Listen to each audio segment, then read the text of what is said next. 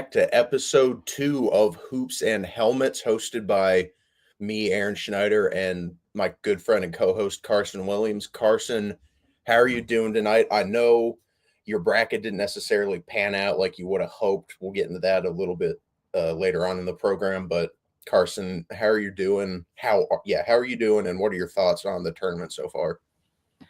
I'm doing well. I can never, even if my bracket hasn't panned out, I mean, it's March Madness. Nobody's brackets have ever panned out fully. That's why there's never been a perfect bracket. So, you don't really take it to heart. The Blue Devils won the other day. I'm repping their merch. I got a hat here that I tried to put on, but it doesn't really work super well with my headphones. So I just got it beside me. And when they win, especially when they dominate the way they did, which we'll get into, um, you know, things can't be too bad. So I think it's been a entertaining tournament. Um, Unpredictable in its predictability is what I'll say. And I know we're about to get into that. So, but yeah, I'm doing good. Yeah, and Maryland ruined our one chance at an upset. I mean, hey, but back to your point, Carson, to put it simply, what happened to the madness in March Madness? There are no non-power conference teams in the Sweet 16. 7 of them are out of the SEC, which is absolutely insane. Yeah. We think they're a football conference, but I mean, hey, maybe they're better at basketball. Who knows? But Carson, in your opinion, has this tournament been boring so far? I don't think it has been boring, and I've seen a lot of discourse about it. I think we might be confusing boring with like disappointing. Um, I love a Cinderella story as much as the next guy. I would have loved to see a smaller school. I think I picked Robert Morris to go to the Sweet 16 in mind. So, I would have loved to seen a smaller school get through, but that doesn't mean it's been boring. I mean, if we look at the games that we've had, Maryland Colorado State was an instant classic. Chris DeLuca was immediately mentioned Maryland there. It's fresh on the mind. That ended in a buzzer beater. I mean, amazing, amazing game.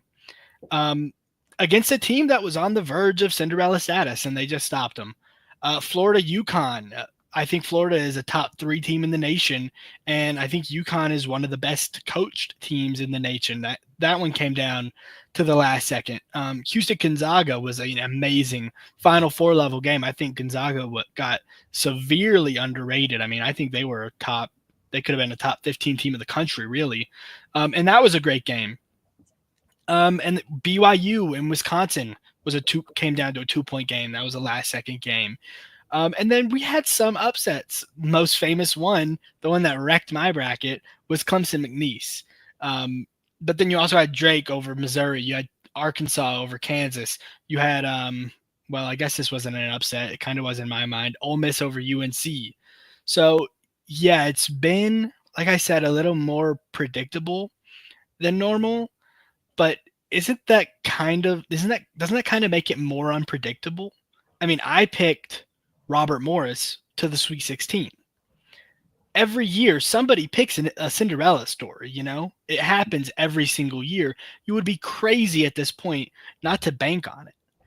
And it hasn't happened. So, I mean, I don't think anybody predicted only powered teams in the Sweet 16, because you always expect those upsets and you expect those Cinderella stories. I know Drake was like the most popular pick this year, and they got booted. So yes, it is like, it's disappointing. You always love to root for the underdogs, especially when your team gets out.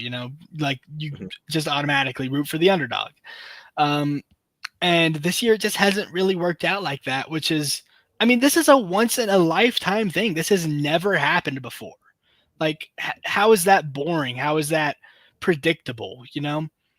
I think it's been an incredible March Madness, and a part of me loves to see the best teams win, because then the best teams are going to play the best teams.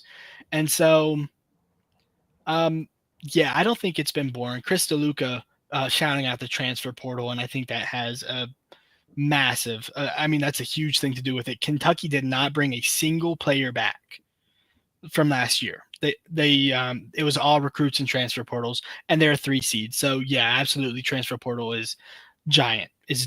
But no, I think it would be crazy to call this March Madness boring. And Michael saying SEC taking over the tourney is gross. Spot on, honestly. I could not agree with you more. They're already insufferable in football. Don't want to give them Mhm. anything else to brag about. But Carson, you touched on some upsets earlier, but what have been some of the more like bigger upsets that have happened in your opinion and some more surprising results? I think the biggest one has to be Clemson losing to McNeese. I mean, that was a completely unpredictable game. I had been high on Clemson all year. I mean, insanely high, seemingly unreasonably high.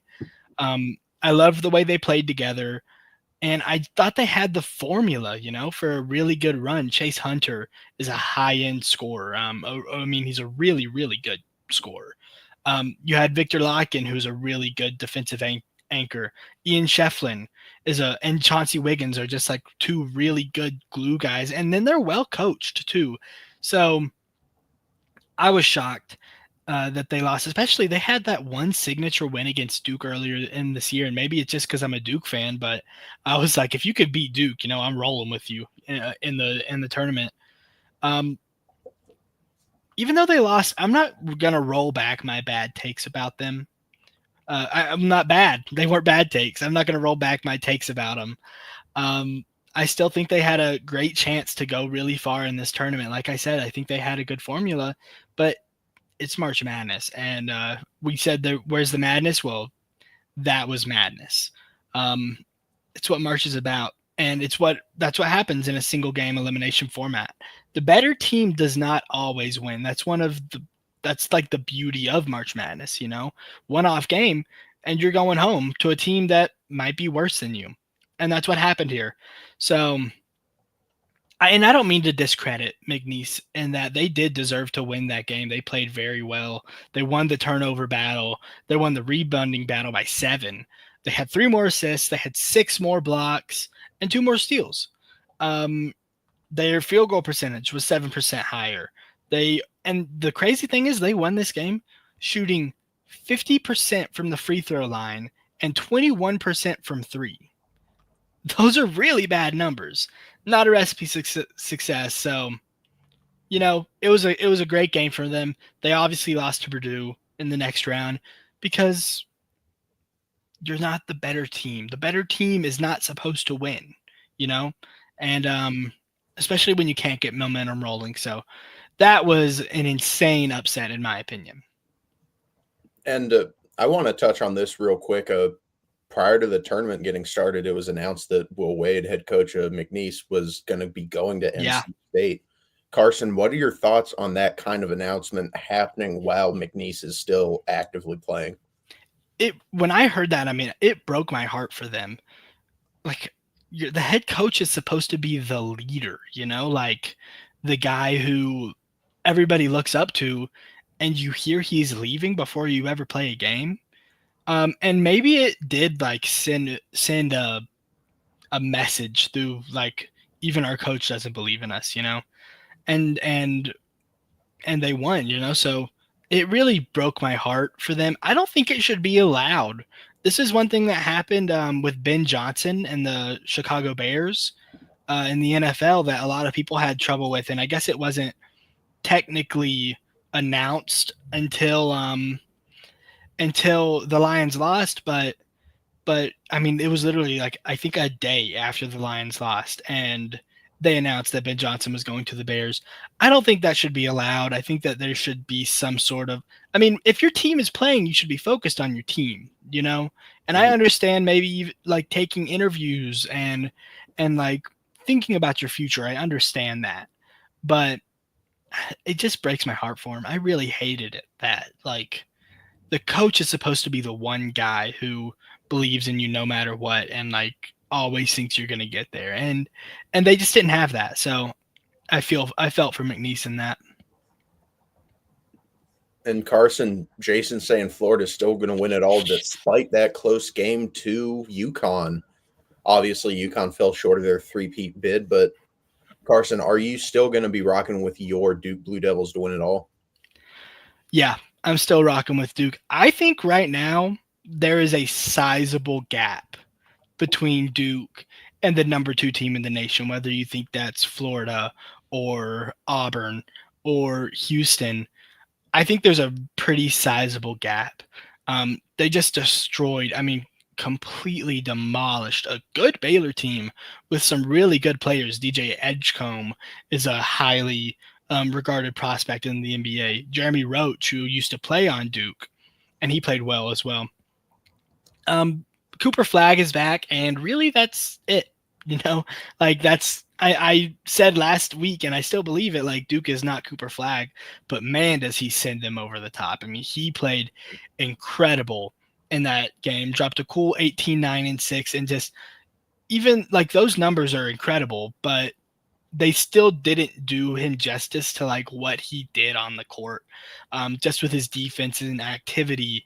And like he got poked in the eye one time, and it was just one of my favorite things. He got poked in the eye, and he's like bleeding from over his eye, and they zoomed in up on his face, like probably as close as our cameras are to our face.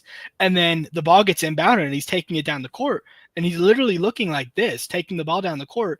And I'm pretty sure he got an and one on the next possession. He's a monster. He's so clearly the best player in the league, and like a really high end number 1 overall pick when it happens.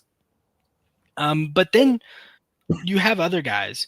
You have Mulak, who is a force on the interior defensively. He got 2 blocks in this game, but I thought they count. I mean, I thought I counted 3, but even with that, just like imposing his will down there and not blocking shots, but like forcing them to change in the air, or just making it more difficult for him. So he played really well. Con Knipple might be the most like the purest 3-point shooter in the country. His form is beautiful, and he can get it off so quickly. It's really awesome to watch him. Like it just feels like when he's going, like he might be the X factor for Duke, because when he is going, it's like, what can you really do against this team? You've got the lob threat in Mulak. You've got Cooper Flag, who does everything, and then you've got a 40% 3-point shooter, and it's like you can't take anything away. Sion James and Malik Brown are just locked down defensively. Patrick Mbagda the second, I think that's how you pronounce his name. I know I should know, but it's just always hard to pronounce his last name. But he is the best backup center in the entire nation, dude. He is so monstrously big and strong. I mean, he would be one of the better starting centers if he was starting, and he is coming off the bench. But what's really taken Duke up a notch is Tyrese Proctor. He has been on a heater these last 3 games. They showed it up on the broadcast, but he's made 19 threes in his last 3 games. So do the math. That's a little over 3. That's a little over 6 a game. He had 19 points against Louisville in the ACC championship. He had 19 against Mount St. Mary's in the first round. And against Baylor, absolute masterclass, dude. 25 points, 7 threes, a true shooting of 125%, which if you don't understand how true shooting works, I don't even really understand how true shooting works that well, but it's kind of like it takes into consideration like threes and free throws into the overall field goal percentage. So that's like the most... To me, that's the most indicative of actual efficiency. 125 true shooting percentage. And then you go past the players, and John Shire is a top tier coach in the nation, in my opinion. At this point, man, there's such a gap in talent, and there's just a gap that I would be pretty surprised if they did not win it all. I mean, I don't really see how a team can stay with it. I don't understand. And Carson, I got to talk about this a little bit. 3 years ago, Caleb Love obviously hit a dagger of a 3 to put the nail in the coffin for Coach K. And now with the with Arizona matched up against Duke in the Sweet 16, he has a chance to send the Blue Devils packing early again. Do you think he has a shot, or is Duke going to get it done and just overpower the Wildcats? If anybody scares me, it's Caleb Love, dude. Seriously. I mean, he has had some moments against UNC, not just in the tournament, but in the regular season. But obviously, that one shot in the tournament is just living in UNC fans' minds for a reason, for good reason. I mean, it was an incredible moment for y'all and a heartbreaking moment for us. But he still has some really major flaws. Um, One thing I've always noticed with him is he can kind of get into this hero ball mode where he's taking a lot of pull up threes, and kind of just like gets tunnel vision, and his shot's a little streaky. It's not super. He'll get on heaters, which is what he did against Duke, but then he'll go cold and he doesn't kind of have that, like, okay, let me get the ball out of my hands, um, feel. So I do think that I mean, he's scary. Like I said, he scares me. But outside of him, Arizona doesn't really have a lot of high end scorers or playmakers, and Duke just has the guys to deal with Caleb Love. I mean, if anybody does, Malik Brown and Sion James, they got the guys that they need. So Caleb Love scares me a little bit, but I'm not super worried about Arizona. I can't lie. Yeah, it's fully dependent on which Caleb Love you're getting. On his career, I think he's a 41% shooter, field goal wise, and yeah, Oh, that just hasn't changed. He's just been inefficient his whole career. That yeah. was my biggest problem with him at UNC. Like you said, super streaky shooter, but when he's on, dear Lord, he is on He's fire. terrifying when he's on, dude. And I mean, look, hopefully Caleb Love will be on fire against Duke. I would love to see that. Would be fantastic television because Carson, like I told you a few days ago, UNC got bounced so that all I have left is to be a hater now. So that is what I'm going to do. I'm going to be the biggest Duke hater until they lose. If they win it all, I'm going to be really sad and probably just not respond to any text that you send in the group chat. But Yeah. moving on, Carson, what are your power rankings for the remaining teams? I'm just gonna go through these. I'm not gonna spend too long on it, all of them. Uh, but I will cover everybody. My number 16 is BYU, and this is no shade to BYU. I think they're a good team, um, but they're the lowest seed in the tournament outside of Arkansas, and I think Arkansas is underrated. So they just snuck past a VCU team in the first round, and I don't think that VCU team was very good. And then they won a good game against Wisconsin team that I thought they were a little overrated, but yeah, their run ins against Alabama, who I have a lot higher in my power rankings. And My number 15, sorry, I forgot that this is kind of just, I'm running through here. My number 15 is Arkansas. I like Arkansas. I think they're one of the best coach teams in the nation. Calipari, I got really low on Calipari for a little bit. Whenever Kentucky just wasn't really doing their thing, but he's just awesome. Um, that being said, I think their run is a little fluky. They've been very good defensively, but Kansas and St. John's just did not play up to their potential, in my opinion, especially St. John's. They just shot so bad. I got the numbers here. Um, Let me find it real quick. I think they shot. I guess I don't. I think they shot literally like 21% from three, and like 38% from the field, which is just awful. So I think it was. I think their wins are a little fluky, and I think they're the 15th best team. I have Ole Miss at 14, and I kind of feel bad for putting them here. They've undoubtedly had a harder schedule than, say, like a Michigan or Purdue, sorry. But I just don't think they're as great of a team. Um, they almost blew, what was it, like a 24-point lead against UNC? And they almost blew that. It ended up being a one-possession game. And they did beat a really good Iowa State team. But I just can't have them any higher than this. And I think right now it's kind of important to say that the Sweet 16 is so good this year. I mean, like we talked about, the best teams have been winning. So in years previous, I would probably have Ole Miss higher. But right now with the competition, this is the highest I can put them. At 13, I have Purdue. Purdue has probably had the easiest schedule of any team up to this point that's still here. They got to play McNeese instead of Clemson, and I think had they played Clemson, they would have lost that game. Braden Smith and Trey Kaufman-Wren are a really good duo, but I just think they're one of the weaker teams left in the field. And I can't stress this enough. The field is so good right now.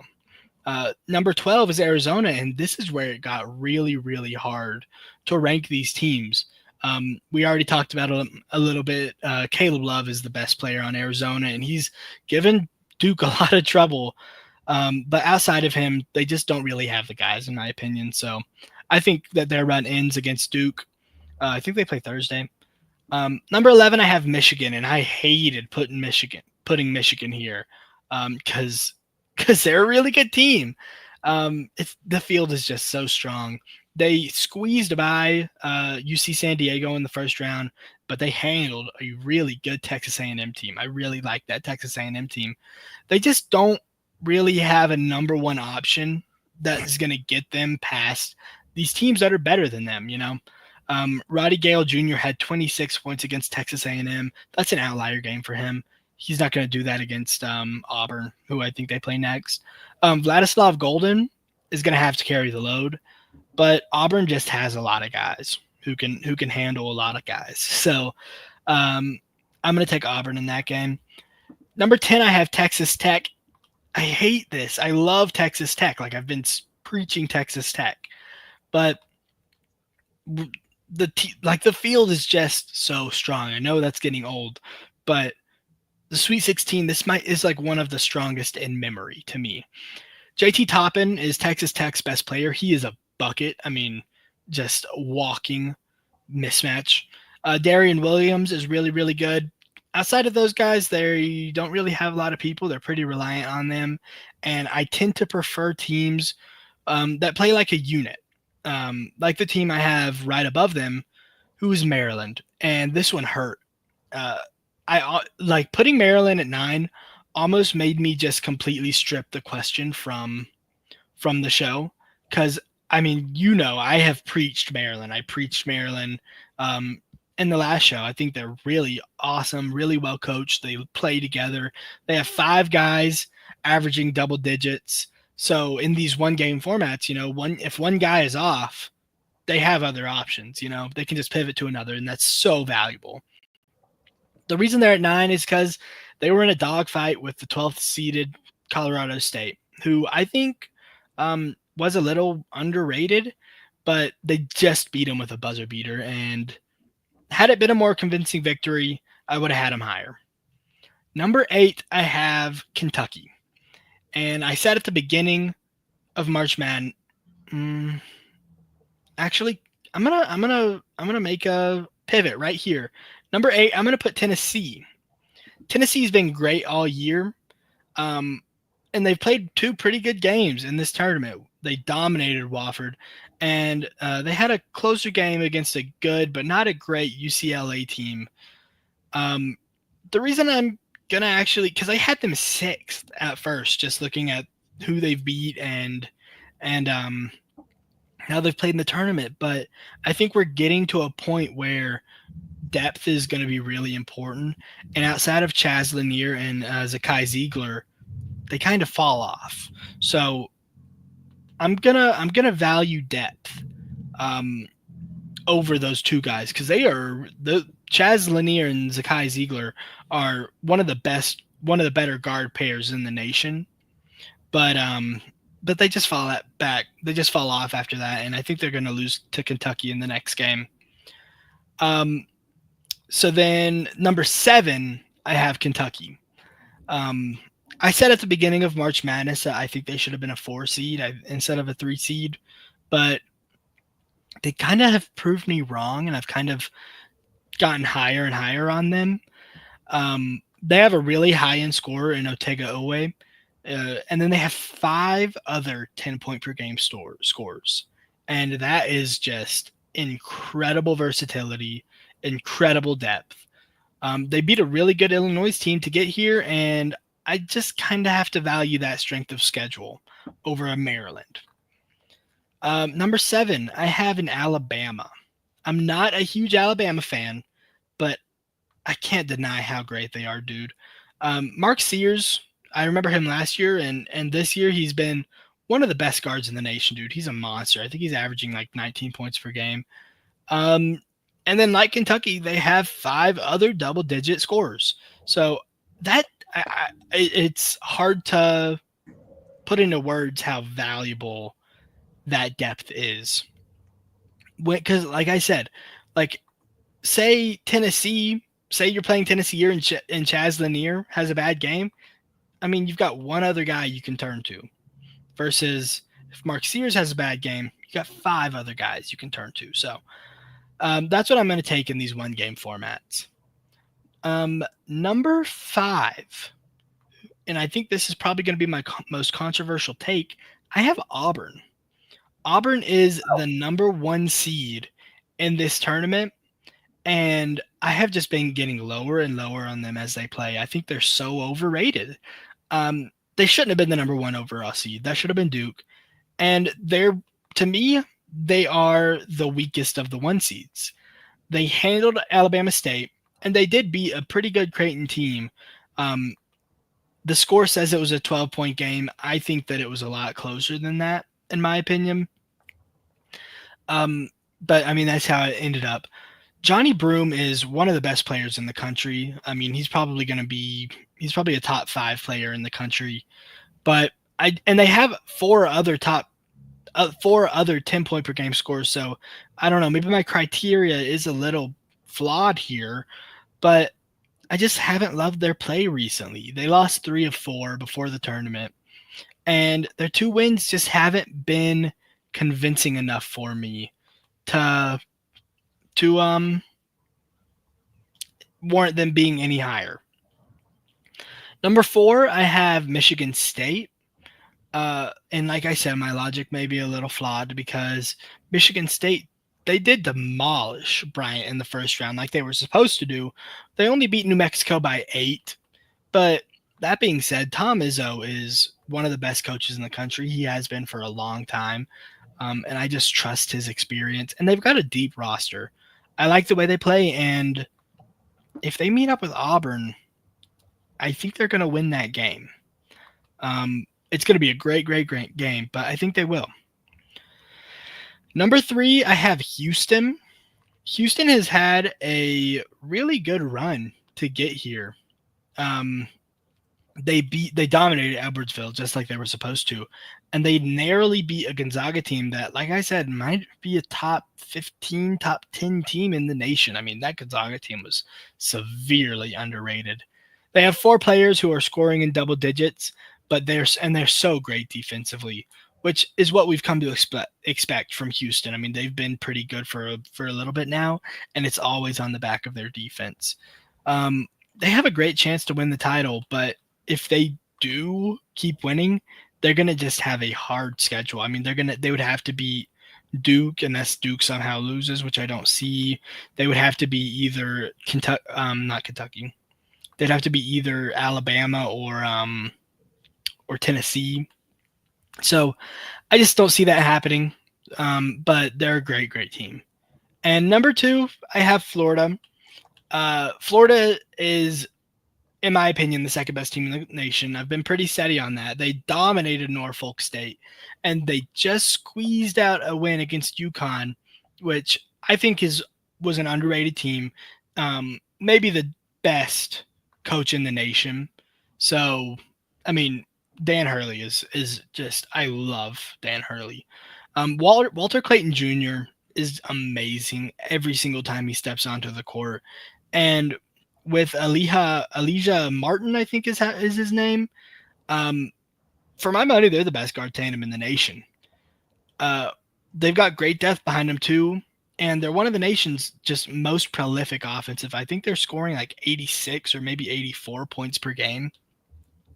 which is really, really good. But I just think Duke is the best team in the nation, man. I mean, after you just completely dominate Baylor like that,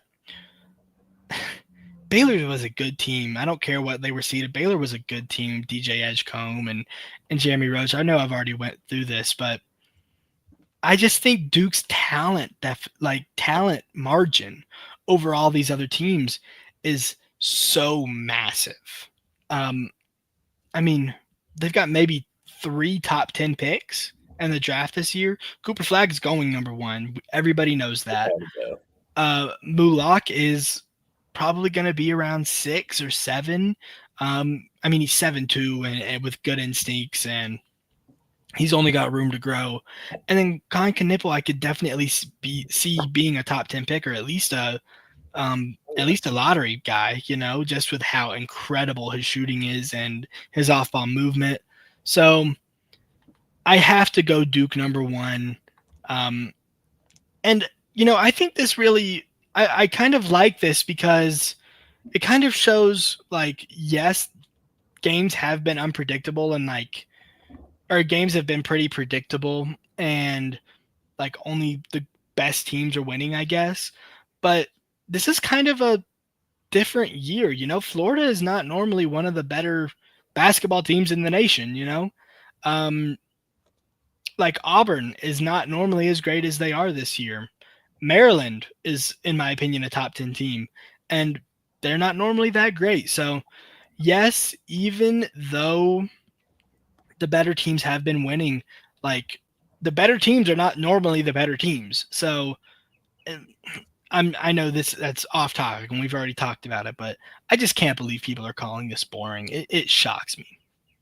It's without a doubt some phenomenal basketball, and we're not going to get a Cinderella every single year. That's what makes them so special. And Exactly. if it happens every year, it kind of loses that excitement that it always brings. Like if we get a St. Peter's every single year, it's not really going to feel too special anymore. So to me, if anything, it'll make next tournament all the more exciting. Like, hey, we went a season without a Cinderella story. Who's it going to be this year? Are we even going to have one this year? But Carsen, to wrap up episode 2, which highest seed do you think has the best chance at making a Cinderella run?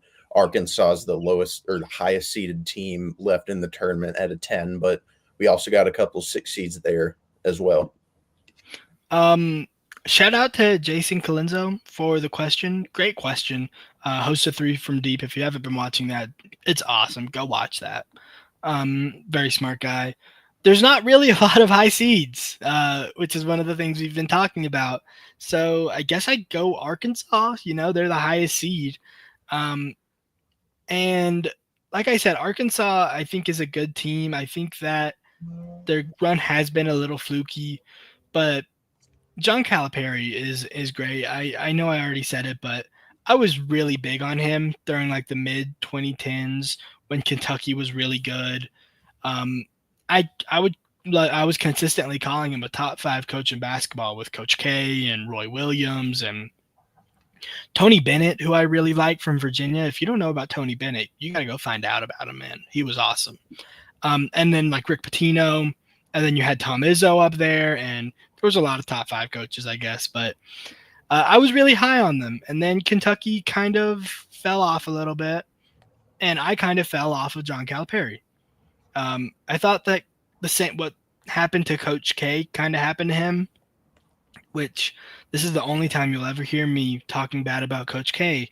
I think the game kind of outgrew him a little bit. And like he was kind of still stuck in the old ways. That's why I think that he retired at the right time, and John Shire was the perfect guy to take over. And I thought that happened to John Calipari. I think he's in his 70s too, or at least his late 60s. He proved me wrong. First off, I didn't think they were getting past Kansas. I thought I was higher on Kansas than consensus. And then I definitely didn't think they were getting past St. John's. I thought Pitino was just going to will them to victory. And it didn't happen. Calipari outcoached him. They really won on the defensive side of the ball there. So I think that it would be Arkansas if I had to choose. I mean, if you can outcoach Patino, dude, you can outcoach anybody. Um, I do still have some fundamental problems with Arkansas. They're going to have to shoot better if they want to get past Texas Tech. Texas Tech is a good 3-point shooting team. They shoot 36%. And they're going to have to rebound better because they've been out rebounded in both games of this tournament. And that, if you're not shooting well from three and you're not grabbing rebounds, that's a pretty bad formula to win. Um, Listen, I think they're going to lose their next game. I don't think they're going to win. This question is asking me who has the best chance, and I would say Arkansas, but I don't think anybody has a great chance. I mean, Mhm. they're going to lose to the better team most of the time, especially when all the teams in the tournament are just really great. Nobody's really like, there's really nobody who is getting a favorable draw anymore when all the teams are this good. So I guess I would say Arkansas, but I'm not. Don't hold me to that. I'm not putting money on that. And Carson actually got a question in the comments, which we'll end the show with, from Gorilla Toes 101. How do you feel about Florida's head coach being so new / young and taking a team as far as he has? Todd Golden is only 39 years old, and he has Florida playing some phenomenal basketball. So, what are your thoughts on that whole storyline? I'm always a little hesitant to crown a new coach, I guess. I mean, it is very, very impressive, especially, I mean, when you beat Dan Hurley, that's an impressive victory. So, yeah, I think like Florida fans do have a lot to look towards, I guess, but I'm always a little weary to crown new coaches. I mean, Hubert Davis beat Coach K in Coach K's last ever game, and now UNC hasn't been very good for a couple years. So, I mean, I think Hubert Davis might be on the hot seat. So, I I I will. wouldn't disagree with you there. You don't disagree with me? Okay, No, okay. it feels weird that they signed him to an extension. Yes, we still made the tournament, but this year's been a massive disappointment for the Tar Heels, to just put it bluntly. And I feel like there's a lot of loyalty with the Blue Bloods. They stick with their guys. They like to hire from within, like you saw Duke Hmm. bring in John Shaw, who's already on staff. And I'm worried that that loyalty to longtime coaches is going to end up biting them in the butt in the long run. I really like Hubert Davis, and I hope he can turn it around. Because I still feel that kind of loyalty as well, but you got to draw a line at some point, and I feel like that might happen sooner rather than later if it's another disappointing for the season for the Tar Heels. I completely agree, dude. And it's like, I understand, like, you had Roy Williams for so long and he was so great, and he came after Dean Smith, who was so great.